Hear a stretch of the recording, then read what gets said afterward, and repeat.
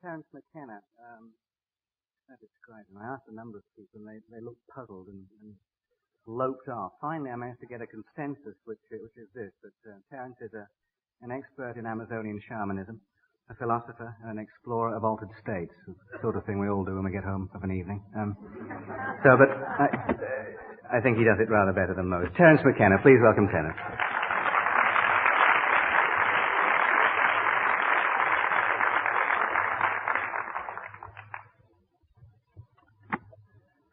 Well, I'm aware of how late in the day it is, and I know some of you must be double parked, so I'll make this as succinct as possible. This morning's discussion caused me to wonder how much we would understand about electricity if our method of studying it was to stand on the tops of high hills and wait to be struck by lightning. It seems to me that's sort of the position that we're in vis-a-vis the UFOs. We have no real theory. We have conjectures. We have fiercely defended hypotheses, but we have very little that is concrete to go on.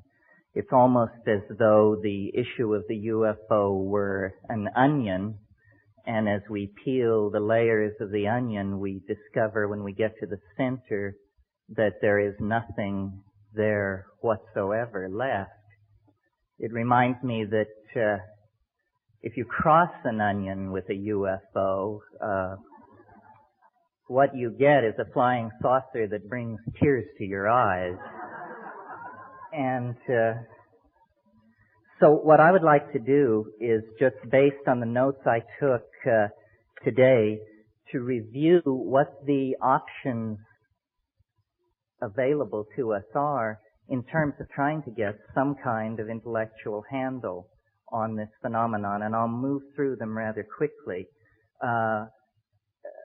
One possibility that I suppose is now out of fashion because it wasn't mentioned here today, other than what Jacques said about ball lightning and plasmas, is that the UFOs are somehow natural phenomena, perhaps piezoelectric forces that have an ability to interact with the delicate electrochemical machinery of the human nervous system to create an impression of hallucination or visitation or abduction.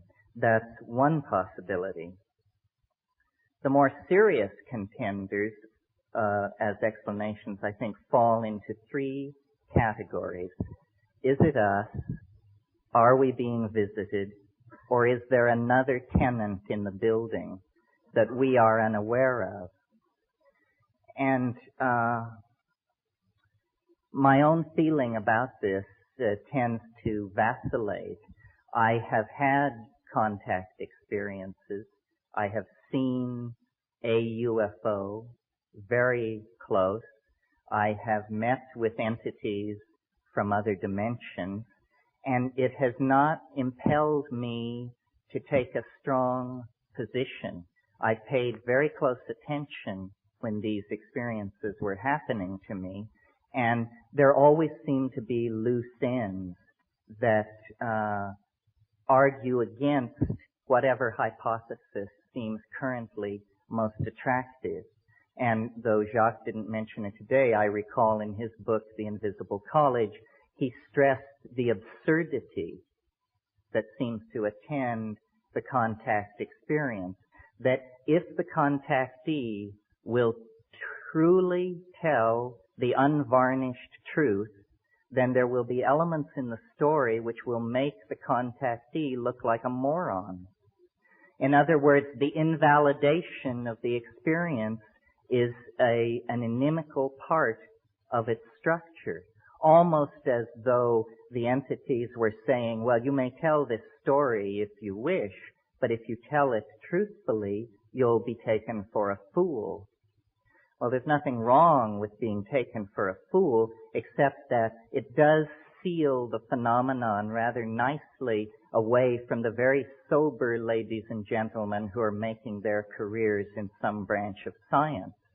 They are not interested in investigating the kinky, the anecdotal, the possibly pathological. In preparation for this conference, I reread Carl Jung's book published in 1954 called Flying Saucers, A Modern Myth of Things Seen in the Sky. And to my mind, no one has really gone beyond Jung. He understood very clearly that saying that something is a denizen of the psychic realm no way precludes its also having efficacious force in the physical realm through the phenomenon which he called synchronicity. Some of the points which Jacques made today about the nature of the medical examinations that are reported, they are absurd. They are unnecessary to be performed at our level of technology, let alone any future more advanced level that we might be asked to believe in. So if the UFO phenomenon is something that is coming from us, then what is it and what is it for? And I've given a good deal of thought to this question over the years because I tend to lean toward the notion that the UFO problem, like many subtle problems, is haunted by our own naivete concerning language. If I were to randomly choose, and don't worry, I shan't, 5 of you to come up here, and each one of you would have 40 seconds to explain to the rest of us what an atom is, it would be preposterous. None of us know. I doubt there's a person in this room who can give an account of the atom that tallies with the quote-unquote orthodox description of the atom. So there is a curious fuzziness about the most mundane parts of reality when we really attempt to magnify and understand them in the clear light of consciousness. How much more ambiguity there is then, naturally, attendant upon the examination of any kind of phenomena which are rare or tend to be fringy. So it isn't a matter of achieving consensus over the UFO. We can't even achieve consensus about what constitutes a decent souffle. So this passionate desire to drag us all under the umbrella of a single explanation is, I think, missing the point. To my mind, if the UFO phenomena is something arising out of the superego of the human psychic organization, then we should ask why. What is it doing? And I don't want to sound like a public relations agent for Jacques Vallée, but to my mind, with the exception of Jung, Jacques is the only commentator on the phenomenon who has really pushed the frontier back. To my mind, in The Invisible College, when Vallée says, in looking at the effect, not asking the question, what is it, but what does it do, you very quickly see what the flying saucers are doing. What they are doing is eroding faith in science. They are an antidote to the scientific paradigm that has evolved over the past 400 years and which has led us to the brink of global catastrophe.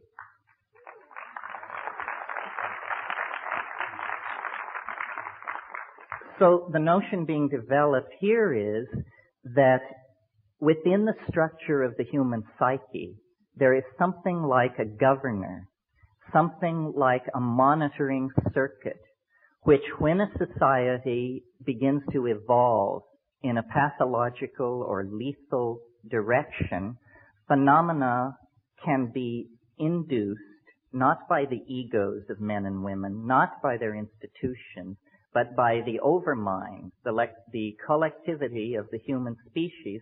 Phenomena can be induced which are so corrosive to the ideologies currently in place that their underpinnings are cut away, their validity is called into question, and their programs for social development and control are invalidated and destroyed.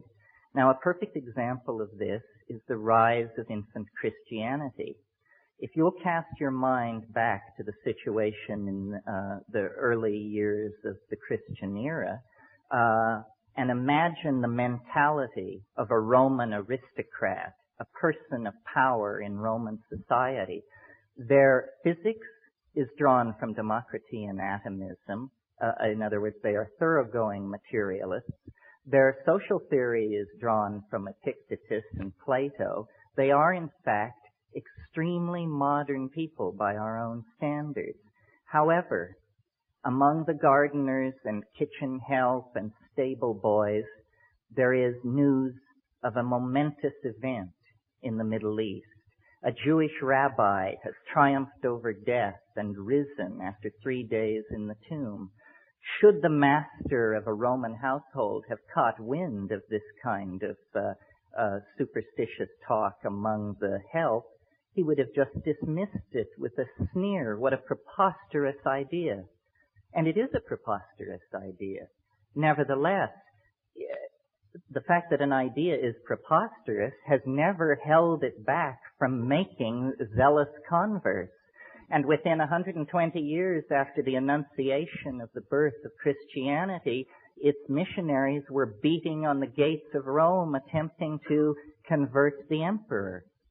Now I see a similar situation in the modern context, that rationalism, scientific technology, which began and came out of the scholasticism of the Middle Ages and the quite legitimate wish to glorify God through an appreciation of His natural world, turned into a kind of demonic pact, a kind of descent into the underworld, a nekeia, if you will, leading to the present cultural and political impasse that involves massive stockpiles of atomic weapons, huge propagandized populations cut off from any knowledge of their real histories, male-dominated organizations plying their message of lethal destruction and inevitable historical advance.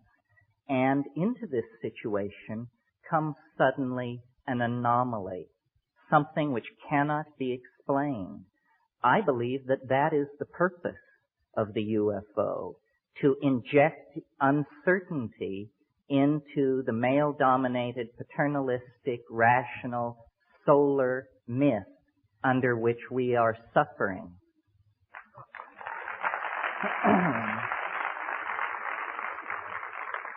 So, I suppose if you had to categorize this point of view, you would say I'm taking a depth psychological, psychoanalytic point of view. What I'm saying is that the UFO is nothing more than an assertion of herself by the goddess into history, saying to science and paternalistically governed and driven organizations, you have gone far enough. We are going to turn the world upside down. Your science is going to be shown up for what it is. Nothing more than a pleasant metaphor usefully extrapolated into the production of toys for healthy children. That's what science is good for. It is not some meta-theory at whose feet every point of view from astrology to acupressure to channeling need be laid to have the hand of science announce thumbs up or thumbs down.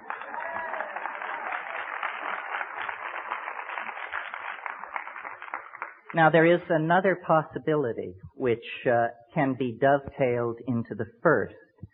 It is that it is not so much the oversoul or the superego of the human species which is responsible for stopping scientific masculine paternalism in its tracks, but rather that, unbeknownst to self-absorbed and myopic human beings, we have always shared, or at least for a very long period of time, have shared this planet with another intelligent species, another entity which may have been perfectly content to allow us to abide in our ignorance of its presence until the point where it came to its awareness that our style was toxifying, ruining, raping, and perverting the planet. And at that point, this thing springs into action with similar end results as the previous scenario, the invocation of the superego. It's astonishing to me that in the 45 years that the UFO, are we being visited question has been kicked around, I have never seen in any UFO book or publication the suggestion made that if we believe we are being visited by organic, intelligent life forms from some other dimension or place in the galaxy, then we should very, very thoroughly examine the ecology of this planet for traces of its presence. What assurance do we have that the several million life forms that we know to exist on this planet all evolved here? Do we have any assurance? There are ways to gain that assurance by doing comparative DNA sequencing and this sort of thing. Some of you may know my own position, or one of my positions, which is that plants and fungi containing psychoactive compounds are extremely viable candidates for extraterrestrial intruders into the environment of this planet. And this is not to put down Whitley's story, which is a very interesting story, but had he prefaced his story with the comment that before it all happened he took 5 grams of mushrooms, I doubt he could have sold it to his mother. Because in the world where mushrooms and other psychedelic plants are imbibed, such stories are commonplace. It's no big deal. So I'm always amused by UFO investigators and compilers of data who will tell you, well, the first thing we did is we got rid of all the stories told by anybody who was intoxicated on anything. It seems to me that move has probably absolutely precluded any possibility of understanding what is going on.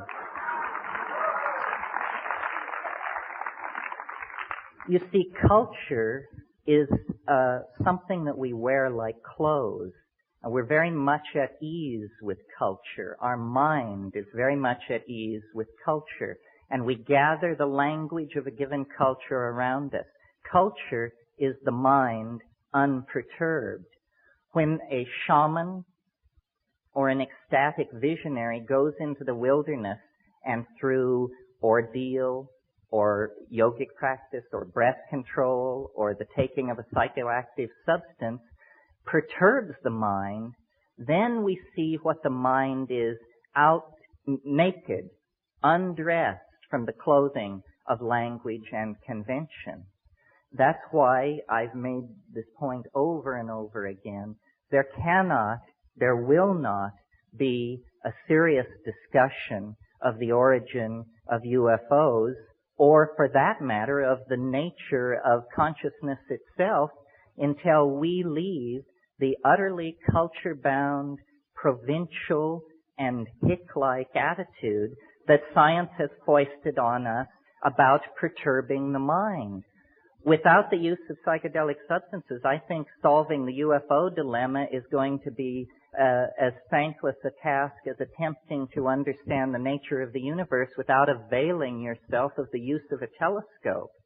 It is simply tying our hands behind our backs. Now, there is a third possibility, which is the one that is the more commonly entertained notion, which is simply that we are being observed by intelligent life forms that evolved somewhere else in the galaxy.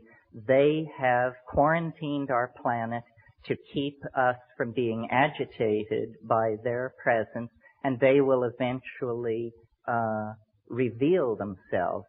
I find this an extremely odious notion, especially the part about how much chaos there will be if the truth is ever revealed. This is nothing more than the reassertion of masculine paternalism, its right to keep secrets from the rest of us, its belief that there is a privileged all-male class of people who can be let in on what's really going on, and the rest of us, poor dears, have to be shielded from these tremendously shocking facts. I discussed this once with an entity, and it said to me, well, you know, we've disguised ourselves as an extraterrestrial invasion so as to not alarm people with what's really going on. We're getting close to the end, folks. There is a fourth possibility, which I mention only in the interest of thoroughness, which is that these entities and their vehicles are not spacecraft at all, but are in some sense time craft, and that we may be the tremendous sense of empathy with these quite physically unusual beings may arise out of the fact that we're looking into the faces of our great-great-great-grandchildren, who may be emanating back through time, carrying the message, a message about some sort of future event or situation that lies many centuries downstream from us, but that is of such import that from that point, agents are moving backward and possibly forward through time, spreading the news of some kind of mode shift. This doesn't seem to me to be impossible. However, based on my own experience, which is what I think this thing really comes down to, because what we have in the UFO issue is an official position supported by scientists, whether they be Neanderthal right-wingers or doctrinaire Marxists or whatever, a conspiracy of consensus against the personal experiences of individual human beings who are told, well, what you're saying happened to you can't have happened. You are insane, you are mentally ill, you are mistaken. So what we really have here is a political issue. Which do you believe? Your perceptions, memories, and expectations aided by your intellect, or some kind of utterly abstract, official, doctrinaire, sexist philosophy laid on from above? So I think really what the saucers do, if you accept their presence, is they empower us. They empower us to see science for the shell game that it is, to see the past 400 years of Western culture for the pathetic narrowing of the spectrum of allowable phenomena that it is, to the point where people think that if you can't bang on something with a hammer, it isn't real, which to me is just wild talk. I can't even imagine where that kind of thing is coming from. So I think, and I'll just leave you with this final thought, that in lieu of the repression, and it is a repression throughout this century, of legitimately available ways of exploring the modalities of consciousness, and by that I mean psychoactive compounds, the repression of those compounds and their use by science has created a neurotic energy dynamic in the mass psyche. And the mass psyche has begun to hallucinate because the destiny of human beings is to live in the imagination in the hands of the goddess. And wherever that thrust is impeded, psychopathy will result. There will be neurosis. There will be psychic epidemic. There will be confusion. So I believe that until we form a resolution to conduct an unfettered and mature exploration of the human psychology using all the tools available to us, that the skies of Earth will continue to be haunted by flying saucers. They will continue to be haunted by flying saucers and their denizens because they are symbols of our infantilism, of our sense of loss, of our incompleteness. And we can heal that breach by simply recognizing that the true mystery lies within us. The true mystery is in the mind, and its historical promise is the transformation of our society through the abandonment of reason as it has been narrowly defined by this extremely solar, masculine, paternalistic, materialistic legacy that we are the victims of. Well, I could talk for a long time, but I think that's it in a nutshell. Thank you. Thank you.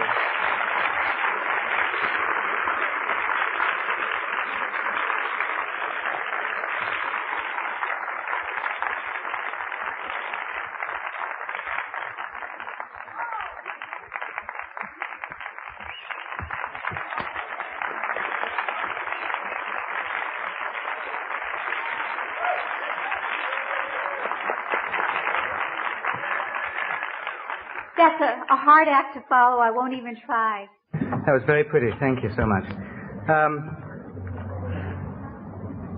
I asked a number of people how they would describe Terence. Do you have a sense of deja vu about this? And they said that he was an expert in Amazonian shamanism,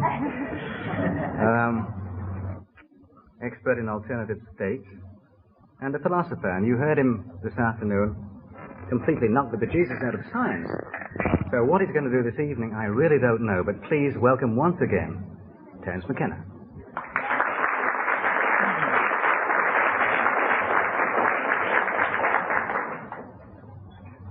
Well, it is late, and my voice is fading, but my talk this afternoon was fairly brief, and there were a couple of points I didn't cover.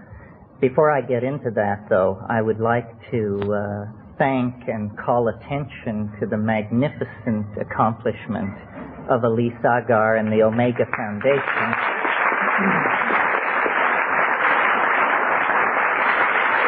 Stand up, Elise.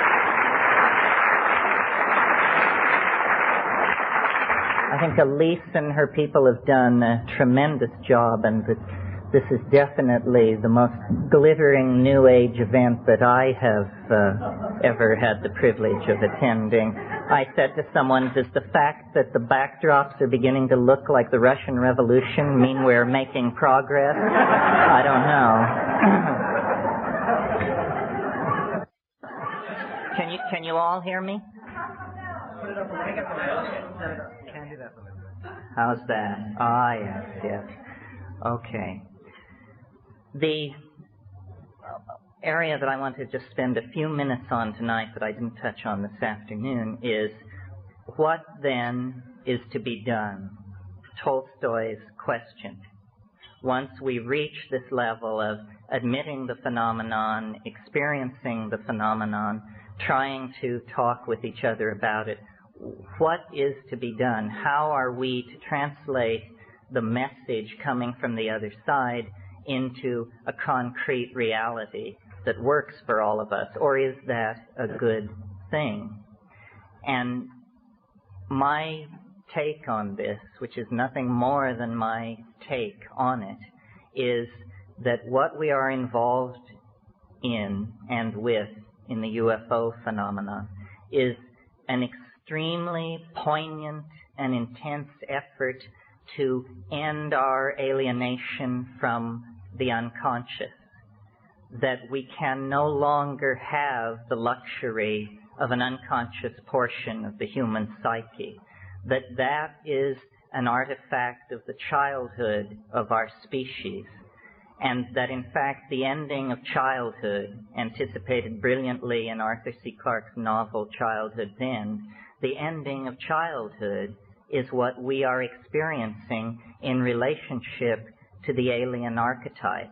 as a species, we are coming into a kind of pubescent awareness of the presence of the other. Our childish historical concerns that were self-directed and self-indulgent no longer satisfy, and a deep kind of yearning has come upon the species, a yearning for the confirmation of the presence of an other, in the same way that an adolescent child becomes aware of and develops an extremely intense, highly charged, and ambivalent attitude toward the opposite sex. I think we are discovering in our own psychic structure the potential, the possibility of a relationship with an intelligent species outside ourselves, and this raises for us all the tensions, all the issues that accompany an adolescent love affair. How are we to eliminate the human unconscious and come into our birthright as fully conscious, enlightened beings? What is to be done? Again, my opinion is that what we need to do is to concentrate on the phenomenon of communication and the evolution of language. We have been far too naive about the role that language has played in the construction of reality at its center, let alone off on the fringes with the elves and the fairies and the UFOs. We need to test the envelope of language. We need to perfect the fine idea of being able to communicate with each other. At the moment, and I think we proved it at this conference, it's nothing more than a fine idea. I felt before I came to this meeting that we would all sit down in a room and make great progress in about an hour toward understanding the phenomenon.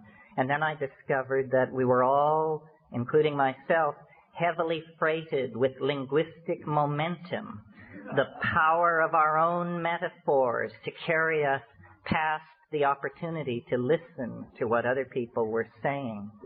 And so I think that what we are dreaming of is a common language. And what the saucers are attempting to teach is the modality of a linguistic transformation in the direction of a kind of communication that is not dependent on culturally sanctioned dictionaries, but that is in the bones, in the neurons, in the synapses, so that the ambiguity which attends all our discussions about reality will be purged from our worldview. This is the essence of falling in love. One definition of falling in love is nothing more than lifting the veils of misconception between two entities and still being able to go forward toward some kind of union. So I really believe that we have moved so far from an awareness of the feminine portion of our psyche that now the thing dearest to us and closest to us must present itself in consciousness under the guise of an extraterrestrial or interdimensional invader. It's a comment on the alienation of our era, and the way this schism can be breached, the way this psychic wound can be healed and a kind of species-wide individuality emerge is through taking control, conscious control of the evolution of language. This means paying a great deal more attention to what we say to each other, to linguistic intent. I think that the main legacy of the 1960s into the 80s was a legacy of language transformed in the direction of feeling. To me, the most shocking part of the male dominance of our worldview is the paucity in our language of terms that convey emotion. We have 500 words for the components of a steering mechanism. We have 5 words for emotions. Each one of us is a swim in a concatenation of emotionally subtle wave phenomena that come and go just below the surface of our awareness. But if any one of us turns to another and says, "How are you doing?" the answer is, "Fine, fine, yourself." This is presenting a tremendous barrier to us to the expression of our wholeness. And I'm completely willing to line up behind Carl Jung on the notion that the UFO is an expression of our longing for wholeness. In principio et verbum, et verbo caro factum est. In the beginning was the Word, and the Word was made flesh. In other words, if you were an actual extraterrestrial standing off in a spaceship looking down on this planet, you would not see the strivings of individual species. You would not even see the great classes of organized organic life. What you would see instead is a gene swarm, a language frenzy, the coding of meaning in genes, in words, in architectonic productions, in poetry. What is happening on this planet is the self-reflecting genesis of communication for itself. It is language, somehow, that is loose in our species, on our planet, within and without the flying saucer. So, communication, which we take astonishingly for granted, considering the very basic kinds of needs that we communicate to each other, is actually the great frontier of our spiritual becoming. It seems to have passed right by us that we already possess a form of telepathy. That the miracle of communication involves the fact that I make small mouth noises and you instantaneously consult the culturally sanctioned dictionary, and out of your dictionary you construct a map of my linguistic intent, and then through a series of grunts and nods we assure each other that we know what we mean. So, in a sense, I said this afternoon that the UFO was here to confound us, to confound science. On another level, like the psychedelics, it is here to catalyze a finer evolution of communication, to goose us toward a little tighter epistemic and ontological definition of the business of communicating with each other. If we could refine our channels of communication, we would coalesce into the kind of omnipotent, extra-worldly organism that we anticipate in our vision of the flying saucer. So I think really the flying saucer has become the guiding image of our own cultural evolution. We are going to live in the imagination. This planet is involved in a birth process. There is nothing unnatural about what is going on this planet, and there is nothing unnatural or inappropriate about us. It's simply that the planet has carried us to term. We are now ready to leave the womb, and the womb is in danger of toxemia if we in fact do not leave it. We have passed into a new kind of time where the separation of our species from the planet that gave us birth is a necessity for the survival of both parties. And like any birth, it is a moment of crisis. It can end in catastrophe, and perhaps the saucers stand off to perform a necessary cesarean if things really turn into chaos. Many contactees report an apocalyptic scenario involving the saucers taking everybody away in the wake or in the imminence of a thermonuclear exchange. However, the mature way, the self-reflective way, the dignified way out of this cultural impasse, out of this global standoff, is for us to take seriously, on a personal level, the possibility of evolving our communications with each other so that we actually become the loving family of the goddess, the planetary organism that we all feel ahead of us in the future, casting an enormous shadow back over the historical landscape. Eventually, and when is up to us, it will no longer be a higher dimensional object throwing a shadow into the flat dimensions of history. It will be instead a transcendental object made manifest. We are, in fact, on the brink of great changes. Yes, the UFO phenomenon has been around for hundreds of thousands of years, possibly, but nevertheless, it is somehow spun into the fate of our species. And the overwhelming image of self-transcendent flight, of return to a mandalic unity that transcends space and time, is the guiding archetype of our peregrination through history. So I believe that the UFO waits at the end of time in the same way that the individuated personality waits at the end of the ontological development of the individual. And if we act in good conscience and with great faith in each other, we can in fact realize the hope of the Irish prayer which says, "May you be alive at the end of the world." Thank you.